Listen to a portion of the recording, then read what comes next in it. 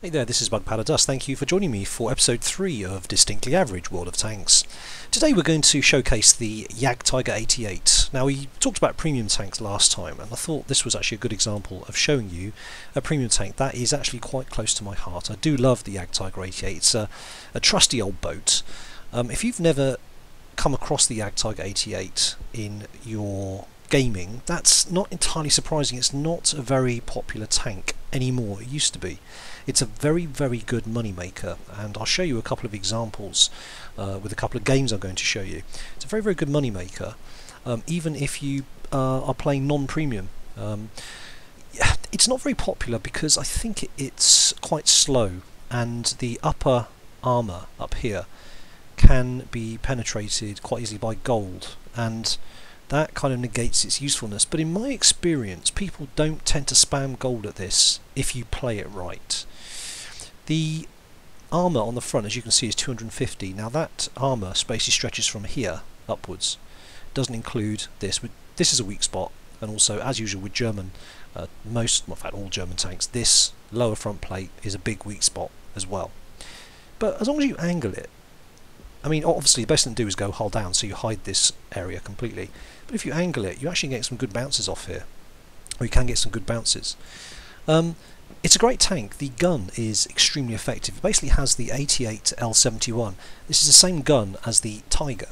Let me show you. So this is the gun on the JgTiger88, and the Tiger gun, I'll show you for comparison, is here. So as you can see, it's more or less the same gun. However, there's some differences. The JgTiger88's version of it can fire 11 rounds a minute. That's fast. That is it's very, very nice. I mean, that's one every 9 seconds or so. But with skills and everything else, it's spitting out shells.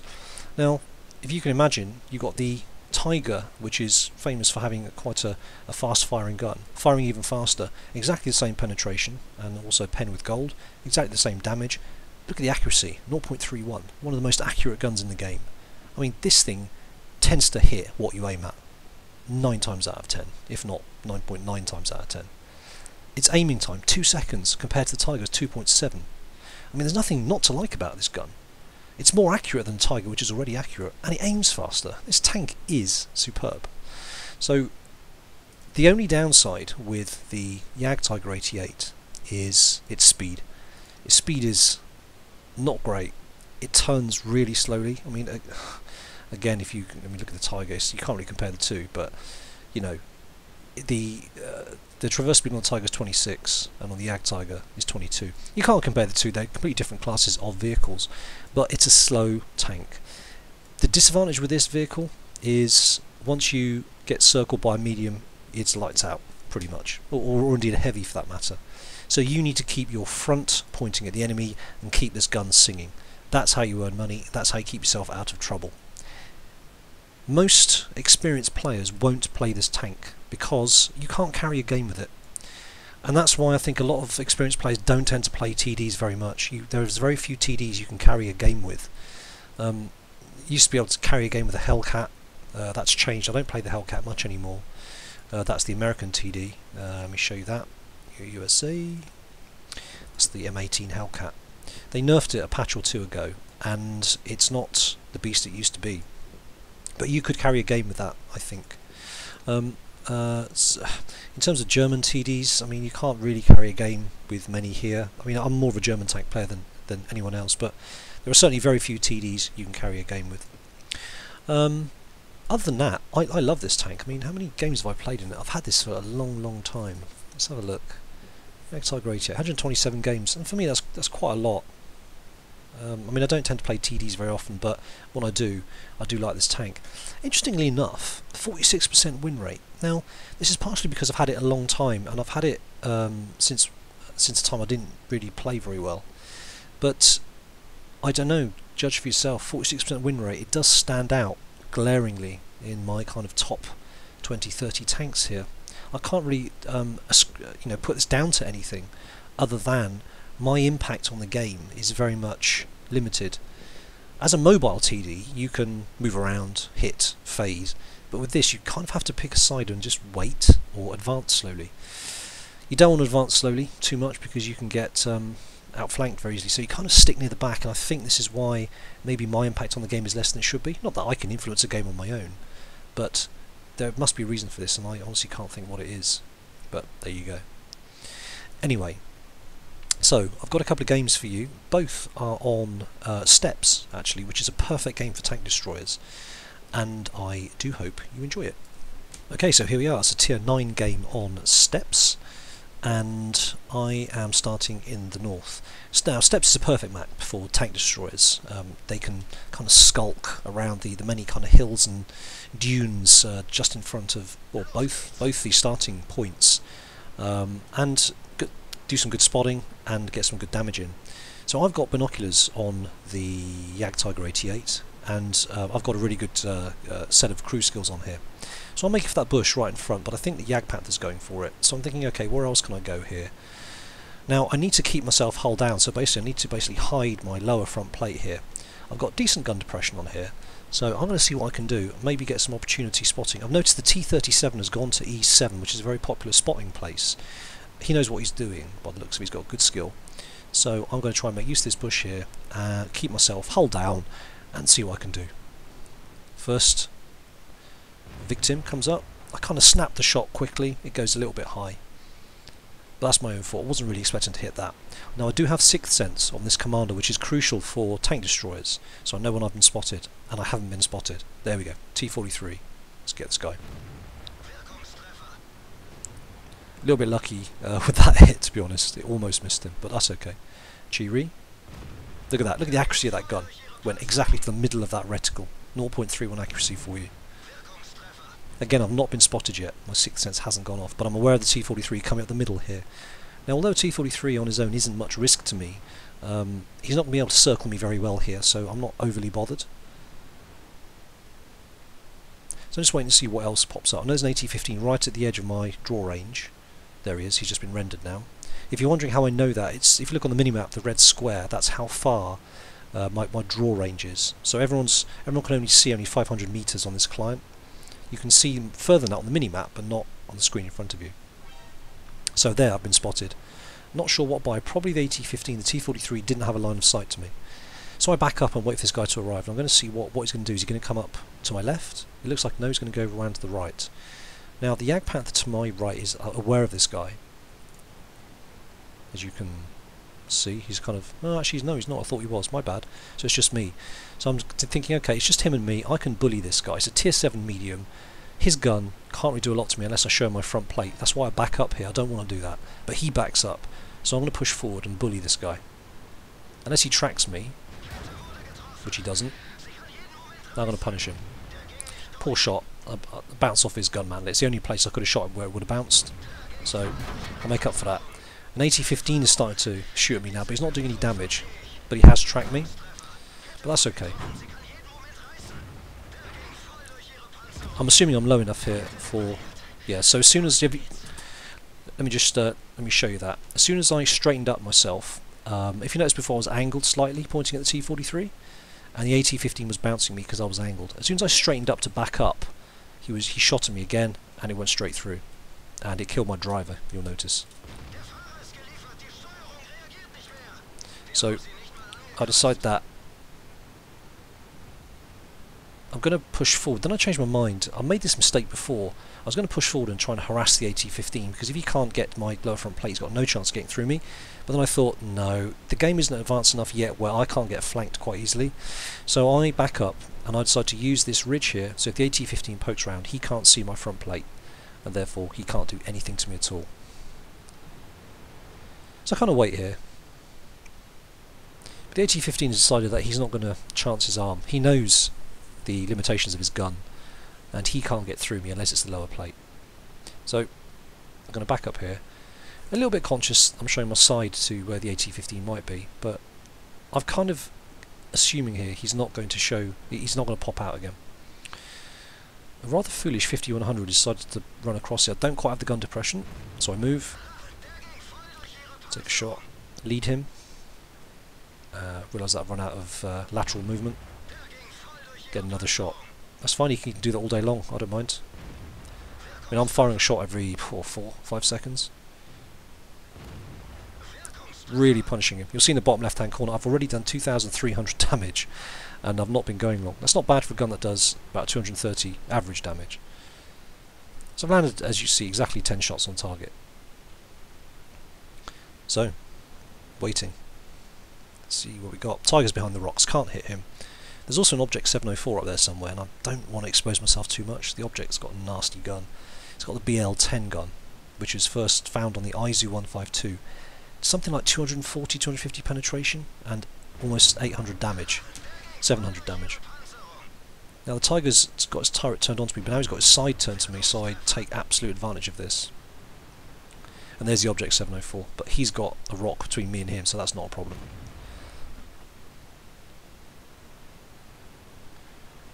So 2,800 damage so far. I'm actually really quite pleased with that.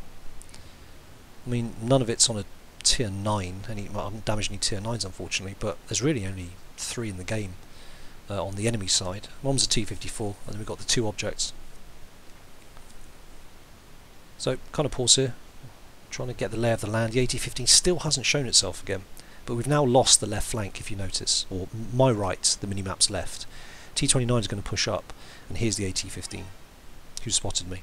But he's got his side to me, so absolutely going to take advantage of that. But he moves straight away, doesn't give me a chance to shoot again at him. So I'm thinking he might... Oh, there he is, he's showing me the top of his roof. It was very weak, so I managed to get a shot in there. That, again, that's the only shot I get, but I'm waiting for him to show himself again. But I'm very conscious of the fact the T-29 could come around, and I'm thinking, do you know what, I'll let somebody else get that kill, and I'm going to make myself hold down to the T-29, because this could be quite the fight. T-29, I seem to remember, was wounded, but then he pops up in H1, and I know now that he's not going to come to base. He's going back to base, which frankly is the right thing to do. The T-71 meanwhile is playing incredibly well, really good player, and he's kind of harassing those tanks, keeping them tied up while our remaining tanks try to deal with the 2 tank destroyers. So I see both the AT and the Object are now back to their base. I'm thinking, well, there's no point in really me staying here. I don't think I can get any shots on. But I noticed there that the Object had disappeared, so I'm going to put in a speculative shot. And I think I hit him. I'm pretty sure I hit him. I did some damage, but I'm bouncing now. There we go. And I'm thinking there's no point in me staying here whatsoever. So what I'm going to do, I'm now going to move up towards the Object, and you'll see how slow this tank is. Even going uphill it's slow, so I'm just going to speed this up slightly. So we're now hunting down the last Object. Still a dangerous opponent, but really the Object is it's kind of a one-shot wonder. As soon as it fires, it then can't fire for another 12 seconds, but it can do 700 damage. But we've got this. So I'm kind of thinking, oh, I just want to get some extra damage, and I managed to get the final 29 damage. So there we go. So here we are on the post-game stats. Mastery 2 badge, which just goes to show, I guess, that there's a lot of... Actually, there is good players playing the JgTiger88. I just don't tend to see many of them. Because 3,300 damage only got me a Mastery 2. 3,614 damage. Now you notice that the in-game marker showed 3,300, which means that I did hit that Object 704, and that just wasn't shown because he was unspotted at the time. Moving to the more detailed battle results screen, you see that I came second. Came second on XP, but actually came top in damage, 3,614, which is very welcome. And then finally on the fine detail, we'll see that I fired 22 shots, 19 of which hit, 16 penetration. So that's not too bad really. Damage 3,614, 2,500 of that, almost 2,500 was from a distance of more than 300 meters. Just goes to show you how accurate the gun is. We blocked 770 damage with my armor, lovely, and we earned 60,300 net, and that's a non-premium account after we've taken off auto repair and the ammunition as well. So you can see this tank can earn you buttloads of credits. I mean, if I was premium, I'd have got almost 100,000 credits for that game. So that's not too bad at all. It's a really good money earner. Anyway, that was a great game. Let's move on to the next one. So here we go with the second map again. This is Steppes, and this time we start in the south. Now I actually prefer the south. Don't know why. I just kind of warm to it a little bit more.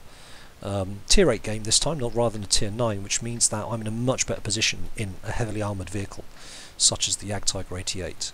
So this is absolutely perfect for me. So I'm going to head for the big rock right in front. There's only 2 tank destroyers on our side. They've got more. They've got 4, which to be honest I think places them at a disadvantage. Especially when we got vehicles like the Cromwell, which is just a fantastic medium tank. But anyway, that's neither here nor there. Now, it's a little bit less easy for me to find a place to go hull down here, especially if I'm being lazy, which to be honest I am. So I'm going to push forward, put my binoculars to good use and use this bush.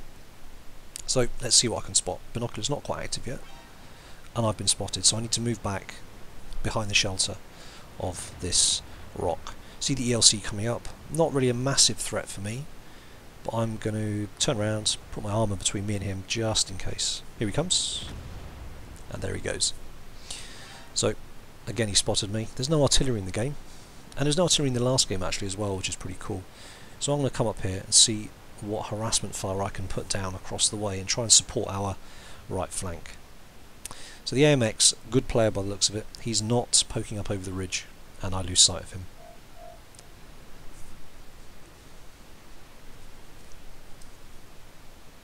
Now this is, when I saw this I thought this team is a little bit too close to base the whole time here. Now I missed my opportunity to shoot at the IS-3 there because my gun wouldn't traverse to the right enough, and I had to move my vehicle, therefore losing my opportunity. No big deal.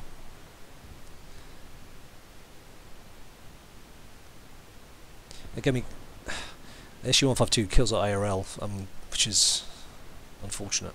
LTB, yes, I'll have that shot, thank you very much. Now, surprisingly, I didn't get spotted, which really surprised me. Never mind, I'm happy with that. Here we go. I preempted him moving forward, and unfortunately he stopped. So that wasn't a fantastic shot by me. And I really want to put damage down on that guy. Anyway, I see Hellcat, SU-152 get lit up, and this is a perfect opportunity for me now just to get some shots in, so let's do this. And then next Hellcat, who obviously wasn't watching his other guy die. Put a couple of shots into the bush.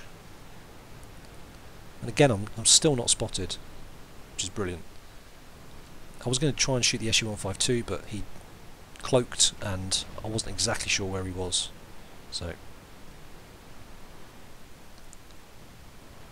now I'm aware that there's an AMX round to my left, and I've got either proxy spotted or spotted by him before he died. So again, I'm backing down the ridge here. Now you're thinking, oh, that's not a very exciting game. Well, to be honest, all of the excitement came towards the end of the game. I've done 500 damage so far, which is not brilliant. Put a speculative shot in the bush because the LTTB is still there. So let's see what I can do. That's more like it. Let's get this AMX. There we go. That's much more like it. Now he's about to get flanked on his left by the Cromwell and the KV-4, so that's what he's kind of under pressure for. And at the moment we're losing this game. We're losing 5-7. And it's not looking great. If you notice on the left hand side in H1 on the mini-map, we are about to lose our last heavy tank over there. He's just surrounded and he's getting absolutely flattened. Now I see this at this point and I turn round because I need to get myself into a position where I'm hull down and I can hit the tanks which are going to be coming from the direction where our friendly KV-13 is. I think that's exactly where they're going to come from. So I need to put myself hull down where these guys will not be able to do any damage to me whatsoever. And of course there's no artillery. Now this is a bad position for me. Why? Because I've got to expose too much of my tank, including my very vulnerable lower front plate. So I decide to move and get a better position. It's not hard on this map to get a better position. That Jagdpanther is too far forward. He should be doing the same as me. But I guess there's no accounting for what he had in mind. KV-13 narrowly misses getting shot. So they'll be coming now. My binoculars are up. And you'll see on the mini-map how far they stretch. It's the light blue line. That was a speculative shot. I shouldn't really have taken that, but anyway. Carnarvon, much more lightly armoured, but I put my shot into quite a strong part of his armour. But he moves forward, allowing me to hit his lower front plate. He's the bigger threat to me.